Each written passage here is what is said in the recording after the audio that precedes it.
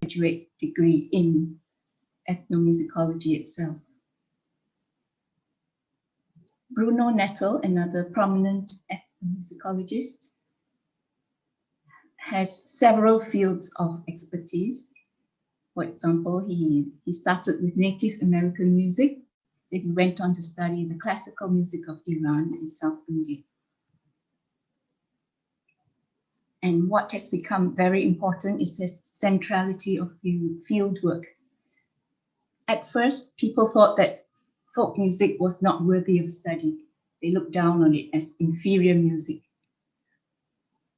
And it only became known as worthy of study, beginning with Kodai and Bartók. And at first, they are what we call armchair ethnographists. They just transcribed and analyzed music that was collected by other people who went to the field, for example, missionaries, without actually understanding the culture. But now fieldwork is considered central, and ethnomusicologists have to immerse themselves, have a first-hand experience in culture. Next, what do ethnomusicologists do with the data they collect? What do you do with all those songs and tunes? So what Kodai and Bartók did was they transcribed and published their collections. After that, they infused the folk style into their compositions. And for Kodai, he applied it to music education. So they themselves collected 5,000 songs, but they started this institute which managed to collect 100,000 songs. And now I'd like to show you one of the songs.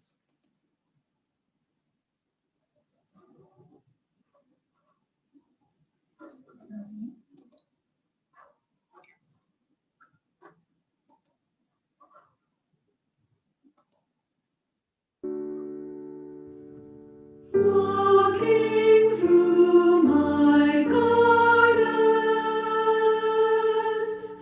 tell me what you're seeing. Colors bright with blooms in full array. Beauty grows as sunlight grows.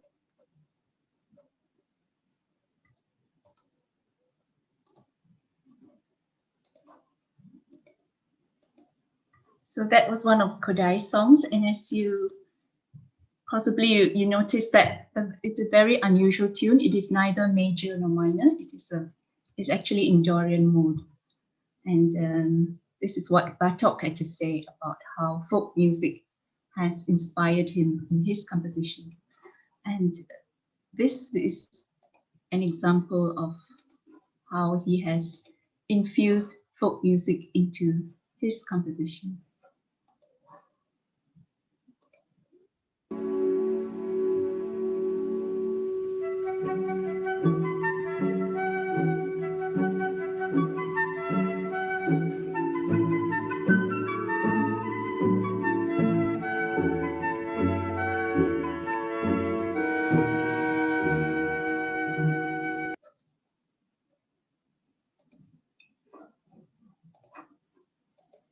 So as you can see, that melody was very typical Hungarian. It was in a La pentatonic scale, and it had a very syncopated rhythm.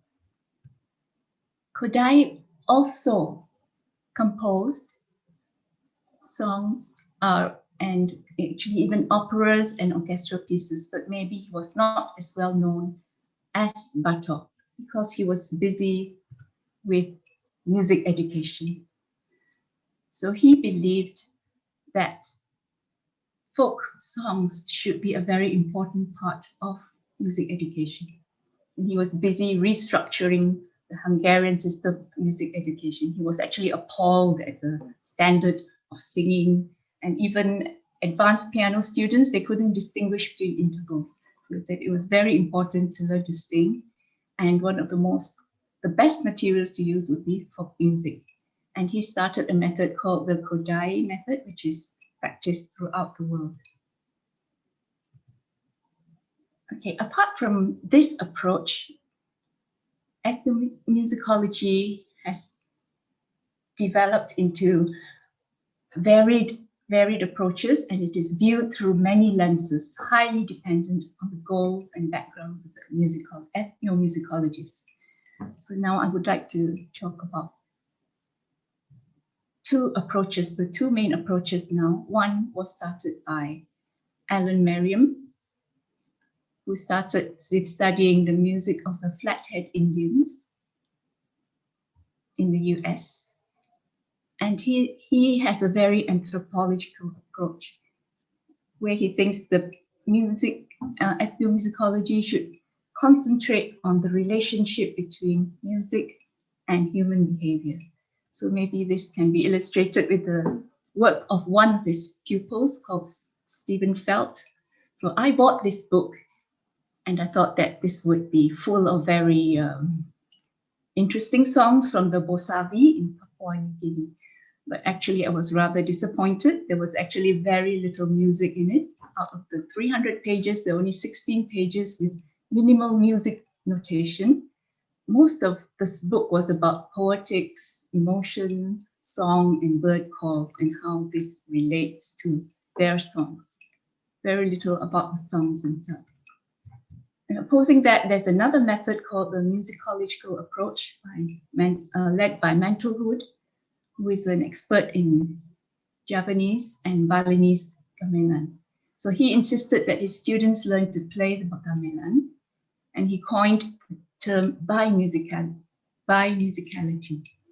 So if you go to the US now, you'll see that there are hundreds of gamelan groups.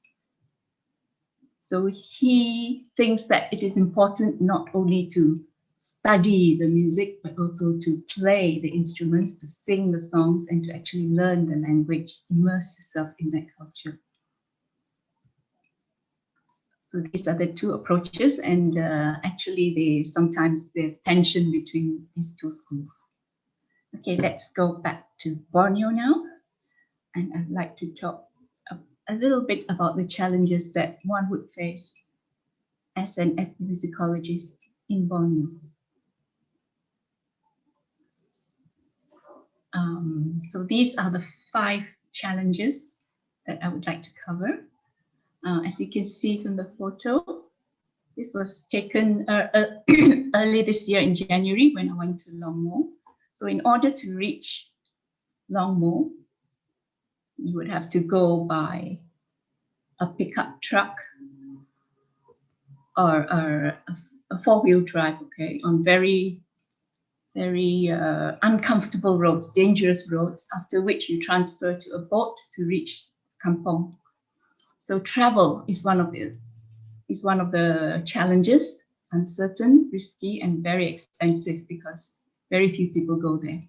Then there's a problem of vanishing cultures, language, lack of dictionaries, the facilities in rural villages, and lack of electricity. And then the problem of identifying informants, and then ascertaining if they will be there when you make that trip, because communication is not easy. Okay, first of all, a little bit of the travel. So this is a sketch map of the Upper Baram. So my first trip there, I went from Miri to Miri to Longsan by road, and then after that up by boat up to the source of the river. And then subsequently more logging roads appeared, so then you could drive further up, but then you still have to take a boat for the last section. The next challenge is language. There are about 100 different Austronesian languages of the indigenous groups in Borneo, and there are very few dictionaries. There are now Iban, Kayan, and Bitayu dictionaries. Again, not all the dialects, and there is as yet no Kenyan dictionary. And the younger people, you can see these are the younger people here, they actually do not know the poetic language. They it is different. The song language is different from the spoken language. Another problem or another challenge is the lack of facilities. So if you go to upriver Sarawak, there are no hotels there. You have to stay in a longhouse. You may have to sleep on the floor. There is often no power supply. They depend on generators, and the generators are not switched on all the time because oil is expensive. So in 2009, I went with Darren, my son. I had a problem because I could not charge my video camera batteries. So I had to keep going over this bridge to the school, which is on the opposite side of the river. And this bridge was full of holes. It wasn't easy to cross. Then in 2020, this year, when I went back again, there was still no electricity as my host family's generator had broken down. And they had actually put in all the infrastructure for solar power, but then solar power was not available as yet. So we still had to go back to oil lamps at night. Okay, the top of this is missing, but this is just to show you what has happened to the kampongs. Most people are now in town.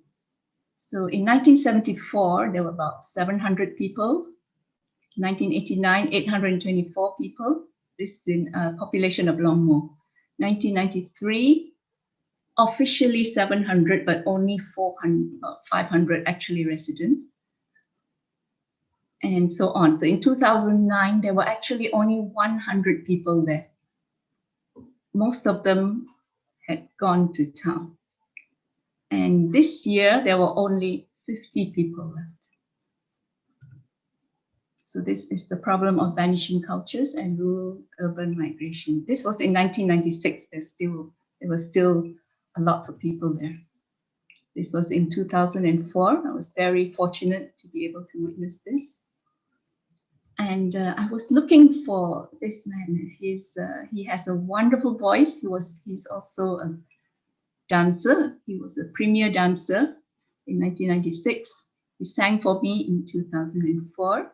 This time when I went there, he wasn't there anymore. He had moved to Lapok, where he could cultivate palm oil because there's a very little source of income now. And this is one of the songs. So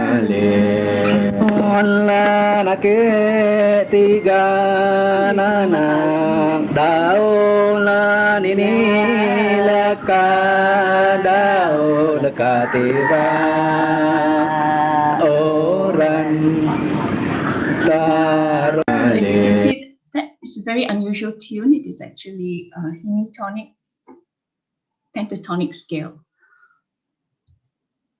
Okay, this is another cultural treasure who has passed away. In 1996, I tried to meet him because he's one of the few people who can still play the kuluri, but he was away collecting durians. Nobody else could play. The next year I went back and I managed to record him, and now you can't find him anymore. When I went to Longmo, even though there were only 50 people left, I was very fortunate because there were just a few of my informants who were there, and they sang me some very precious songs, including one which they sing while bathing in the river, and then they splash the river water with a rhythmic ostinato. Okay, I'd like to show you now an example of a Kenyan dance song of Béla Bartók.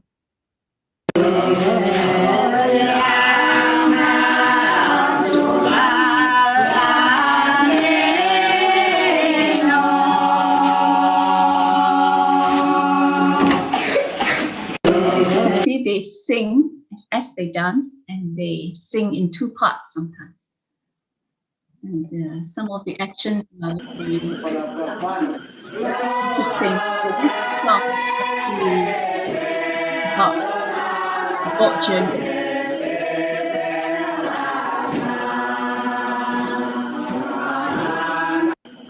This is the translation, and it describes the journey back upriver past the rapids. And what do I do with the songs? I try to write them down and then I analyze them. This is the Kodai method of analysis. So what they were singing just now, the first line that they sang, so mi re do la do la so la do mi re do. So the tone set is so la do re mi so. The meter, duple, tonal center do, the mode do pentatonic, and the range is 8 or 1 octave. And this is just an example.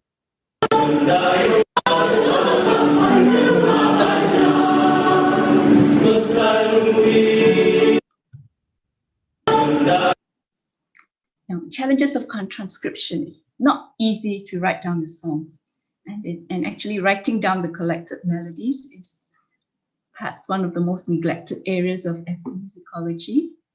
And the problem is that the notated music will never be identical with the original song. It just gives you an idea. Okay, this is another example.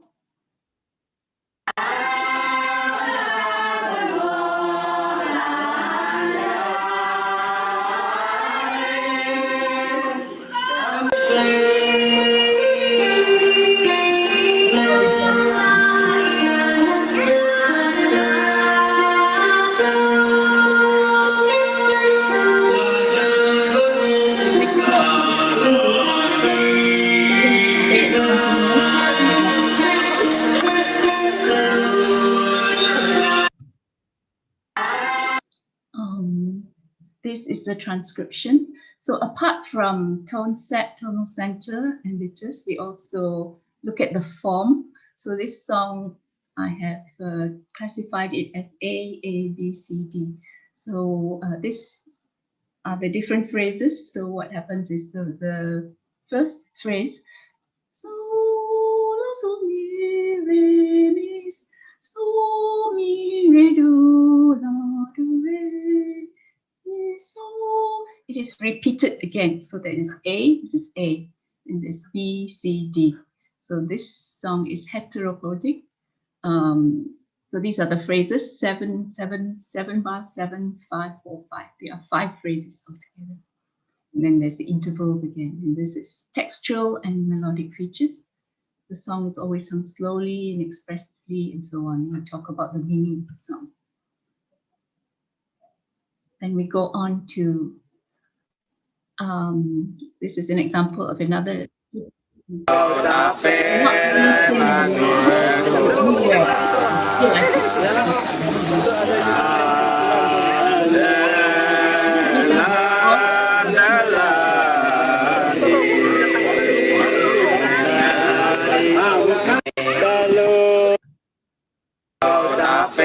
I'd like to say something about Kenya harmony.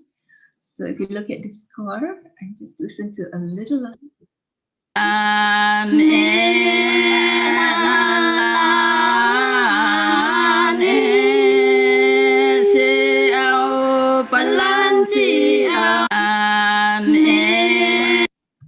So what happens is it is in 2 parts and the intervals are in parallel fifths for this song, mainly parallel fifths and sixths. And this is the rules for Kenya harmony, which are pretty different from Western harmonic rules. Okay, after that, what I did is I analyzed them and categorized them, and I found that when I list them like this with the tone set, the mode, and the range, 75% of the songs were hemitonic pentatonic, 45% were multi-part, that is, sung in 2 or 3 part harmony. And apart from Balian Dado, there are other songs, for example, songs of invitation to dance. Before they dance, the Kenyah sing a very beautiful song, or beautiful songs, inviting the dancer to come. Miling Mubai refers to the turn, pivot turn. So this is one of the very few songs in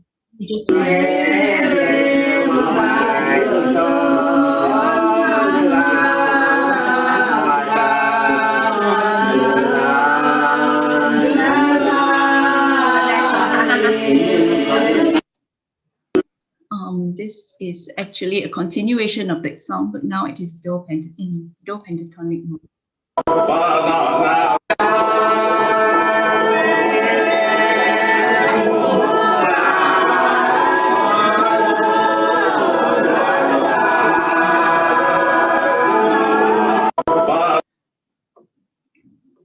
Next, I'd like to talk about a little of how I have brought these songs to the urban stage. If we perform it exactly as they do in the kampong, the problem with town people is they may get bored and it doesn't really suit our type of stage. So what I sometimes do is instead of just singing the songs, which in the traditional mode was a cappella. So we have added sape, jatong utang, piano, cello, and other instruments. I have been criticized or asked by many ethnomusicologists, why do you use piano? They do not like to put in Western instruments. The problem with sape is it can only play, the traditional sape, it can only play in one key. If you want to change the key, you have to retune the whole thing. It may take half an hour. And it is pentatonic, so it can only play certain songs. Similarly with the jatong utang, it's stuck in one key. So if you have a performance, you can then only sing in one key and only certain songs. The next is, if we have a choral performance, the choir will face front. And then to make it more interesting, we use movements selected from other dances besides Belian Dado. We take the movement vocabulary from solo and group dances. Then sometimes we change the tempo of the songs, but not too much because then it will affect the style. So this is an example that I've actually put on YouTube, so you can watch it later. What we did was we were only given 7 minutes to perform. So we tried to show as many songs as we could within that performance. And we made it into a story called The Love Triangle in the Baram. And the songs which we incorporated, Atak Lan, Sai Ulai, Kunalan A, Taroy, Telut Yang, and so on. So what we've done is for some of the songs like Atak Lan and Kun Nalan A, which you heard just now, they are do pentatonic, and similarly Sai Ulai. So we could use sape and jatong utang. But for songs like Taroy, which was sung by Sigau Langat, the audio recording that I showed just now, it is in a Hemi tonic, pentatonic scale. So we could not use the sape. So we use the piano. Similarly with the other songs, Telut Yang and Sayang Dao, which are actually in the major scale. So again, you cannot use the sape unless you modify the sape and change it to a non-traditional form of the instrument.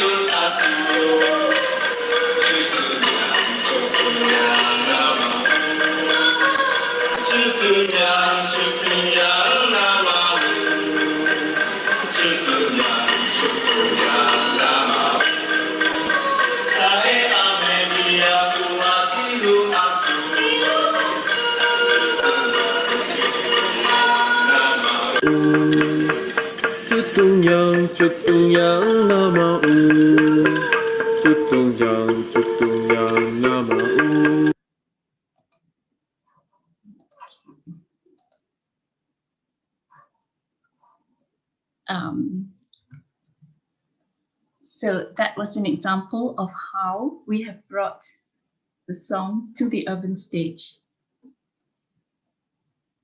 And now, apart from that, I have also tried to bring the songs to the schools. So because I'm a retired music lecturer, what I did was I tried to involve my students. I brought some of them to the villages, and then they learned to play. And we bought a set for Batulintang. This is Batulintang Teachers College. So we bought sets of instruments. Some of them learned to play the sape, jatuh utang. They learned to sing the songs, and then we conducted workshops with teachers, with school children, and also with music lecturers. This one was a landmark workshop where we introduced lecturers from the whole of Malaysia, from West Malaysia and Sabah, not only to Sarawak instruments. Then we had facilitators from Sabah. Some of the lecturers from Sabah also showed them how to play the sampoton. We brought them to the cultural village. So many of them went back to West Malaysia with sapes, and they bought the book I'd written on Kenya songs as well. And I find that the jatong utang, which is now, is a very friendly and suitable instrument for school children. So with very little knowledge of music, you can learn to play it. It's like something like an off xylophone, but it's made from wood. And what I've done is I have also written several books, and this is my latest book, which has just come out. It's the second edition of Songs from the Kenyah community. So I have written, there are 35 songs there with musical transcriptions. Some of them have been arranged for piano, but most of them are just the melodies themselves as they were sung. And then the audios can be found on my website, given here, audio recordings of these songs. And I have tried to spread the message to the rest of the world through conferences and symposiums. I presented at an ISME conference. This is International Society for Music Education in 2008. Then there's also the International Council for Traditional Music, ICTM, International Council for Traditional Music. Actually, it also caters for traditional dance. So if you are an ethnomusicologists, that means if you're interested in researching on traditional dance, you can also join the society. So they have different interest groups. So I'm interested in multi-part music. So I joined the multi-part music groups to present in 2016 and 2017. And then I joined the PASIA, this is Performing Arts of Southeast Asia group, in 2018. And then last year, I also presented at another society. This is the International Kudai Society 25th Symposium. Okay, I think that's all for now. So I stop the share.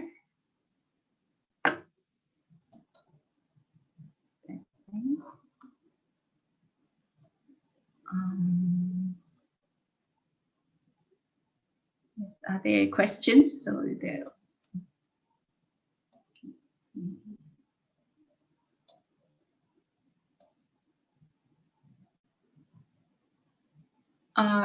Okay, the first question, which would you say is the most challenging of the field work that you have done so far?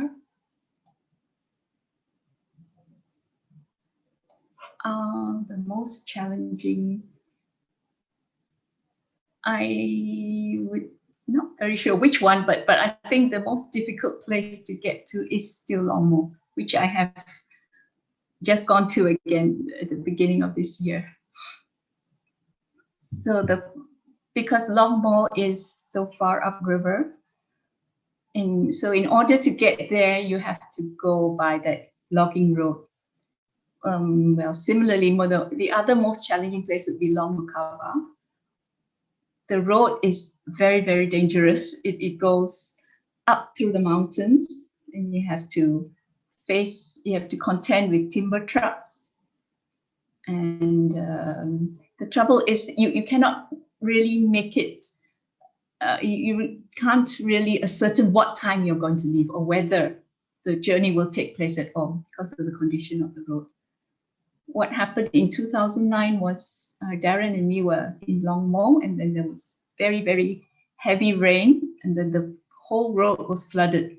So we were told that we couldn't even go back. We had to find another way to go back. So we had to go to another kampong and get another driver to drive us back. So meanwhile, the first driver didn't get our message. So he was very angry because he managed to clear the road and he was waiting for me.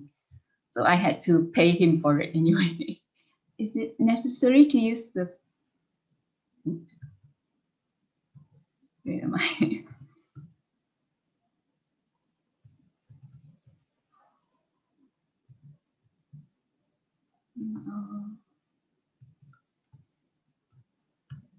Sorry, I'm looking at the long. Curious to know if they've been properly notated and transcribed. For Western R, I have notated as they were sung. I've notated it in.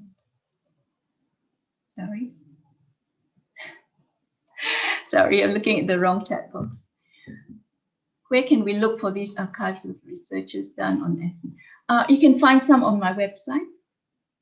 We've given the website just now, and in my books. And also, you can actually refer directly to my thesis, which is also online, my doctoral thesis.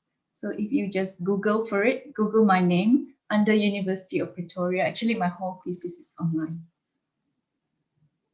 Equipments or preparation one needs before going on a field trip. Okay, that's a very good question. So first of all, your equipment, video camera, and lots of batteries. So I really invested in batteries which you do not have to recharge. I learned a hard lesson from there. You can buy the batteries beforehand. Then you may have to bring your own mattress, depending on where you're going. You need to bring your own mattress. Your medications, of course, because there's no clinic or a very basic clinic there. Proper shoes. Yeah, shoes are very important, which can withstand water, or maybe sandals better, which can withstand water, because you're definitely going to get wet. And you have to invest in something which you can wrap up your equipment, because they may get wet on boat journeys. Then, of course, food. You have to bring food, tin food. And cash, a lot of cash, because you need to pay your informants and recompensate them, because there are no banks in the UNO. Next, I'm curious to know if all these have been properly notated and transcribed. I have notated them in Western classical notation. So you can read the melodies, and I've arranged some of them for piano and cello, but not too many, because the problem is many ethnomusicologists are against this, so I am very wary of this. That's all. Like Q&A.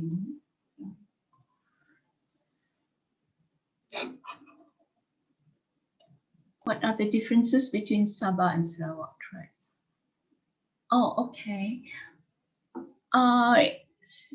In Sabah, I think the main group is the Kadazan Dusun, and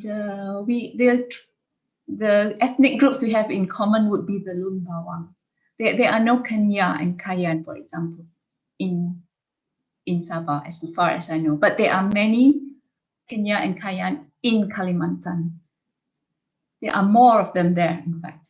The population for the Kenyah, the last census is 23,000 in Sarawak, but over in Kalimantan, there are about 44,000.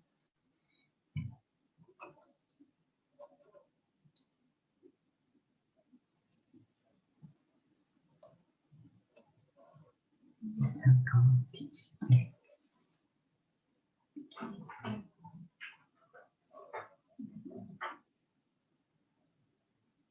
Thank you. Yeah, sorry. I think I was like really worried about the time, so I kind of rushed through the presentation, but I think now we have extra time at the end.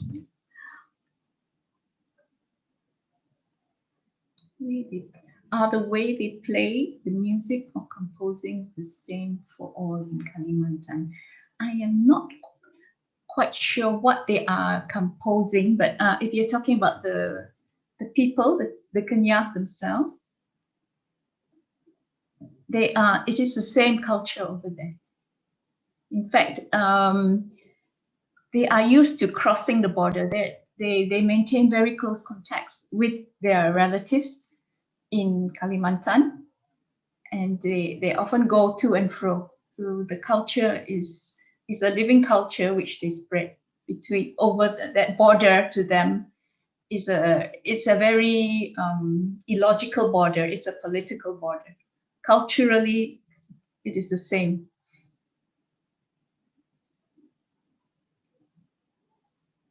But actually, I'm not in contact with ethnomusicologists on the other side of the border, so I'm not quite sure what they're doing with it then.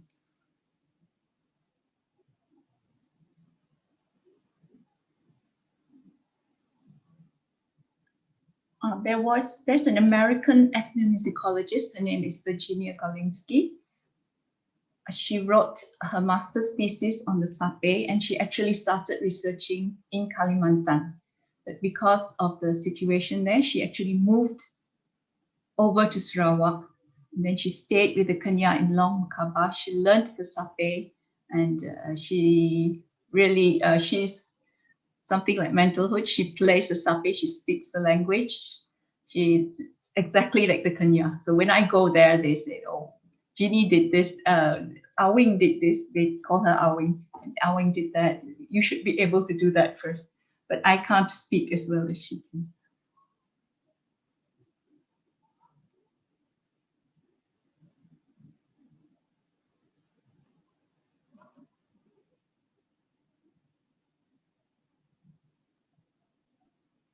For someone who is keen to pursue ethnomusicology studies, what would you recommend they start? Oh, okay. I think I have one slide on that. Actually, it is quite flexible. It depends on the university. Many of them nowadays start with a basic degree in ethnomusicology. But for me, for example, my basic degree was chemistry actually, but I also have a diploma in piano. So the university was happy to, and I have a master's then later on I did my master's in ethnomusicology in UNIMAS. So when I went for my doctorate, the University of Pretoria was happy to accept me on that. So I've read that actually people come from other fields. They may come from jazz, they may come from anthropology. They do not have to actually have a degree in music, but they should play. They should have some competence in music, because you have to describe the music. So the ethnomusicology is actually a very diverse field.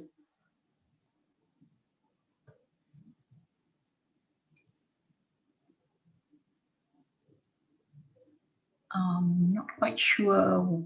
Well, you could start on any of the instruments or any of the groups within Borneo.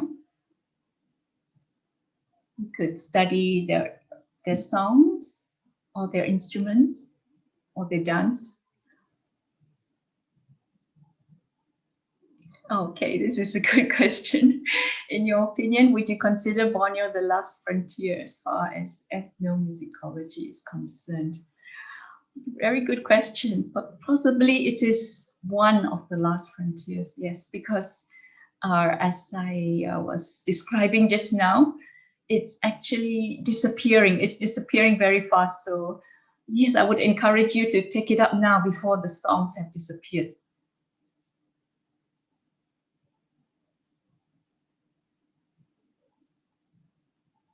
And yeah, you'll have to be prepared to go pretty deep, pretty far in the jungle to find them, because if you go into town, people don't sing those songs anymore. They sing the modern pop songs. Where can we find the largest collection of all the papers of researchers on ethnic music of Borneo? Okay, maybe what you could do was you could go to the museum archives, because that is where I did a lot of my research. The museum archives, you have to apply, you have to write a letter, and you have to prove that, you are a serious student or a student at the university. And then once you get admission, you have access to all the theses, all the dissertations there. But there is not that much in music, but you can find Golinsky, and there are several of the music researchers there. But you can find all the research that is being done on Borneo in the museum archives. There's some also in the State Library. So I have put my own research in both places.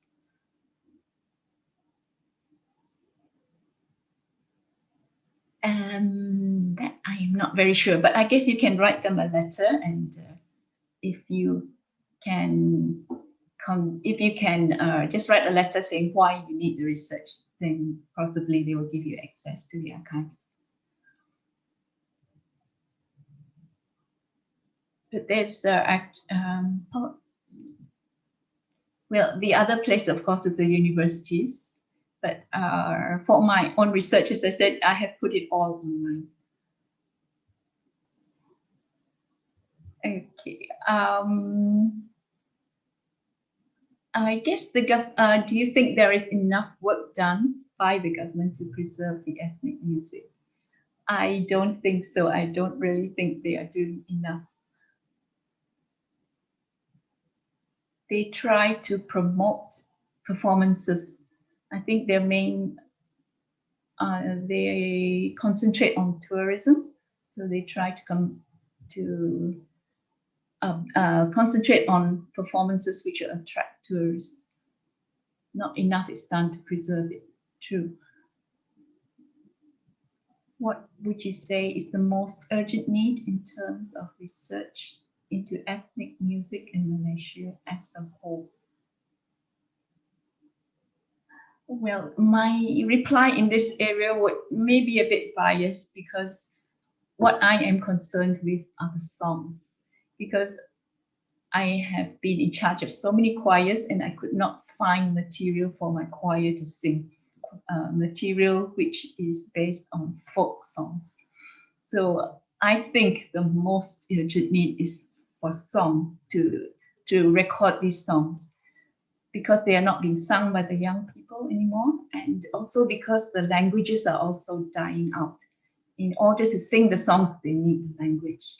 And this language is spoken by very, very few people.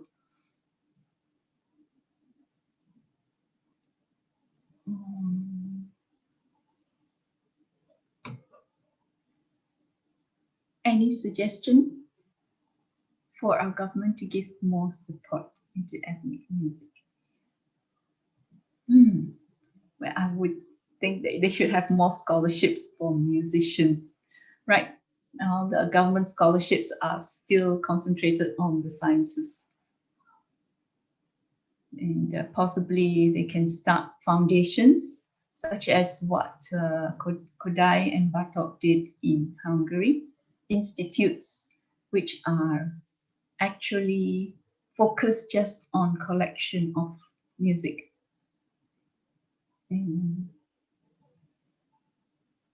Okay, where can we find the complete collection of audio sound recording archives of ethnic music from Malaysia? I'm afraid I can't understand, sorry, I can't answer that completely. It's now very scattered. Okay, it can be found in the museum. The museum actually has very good archives, but they are not categorized. So it is not useful actually. The universities will have good records. If you go to University of Malaya, University, UPM, and so on, they have collections of their students' work, but there is no central agency at the moment. So 2 minutes left. I think that's about all then, because there are no new questions. So thank you very much for listening. I hope you found that interesting, and I hope that more of you will come into this field.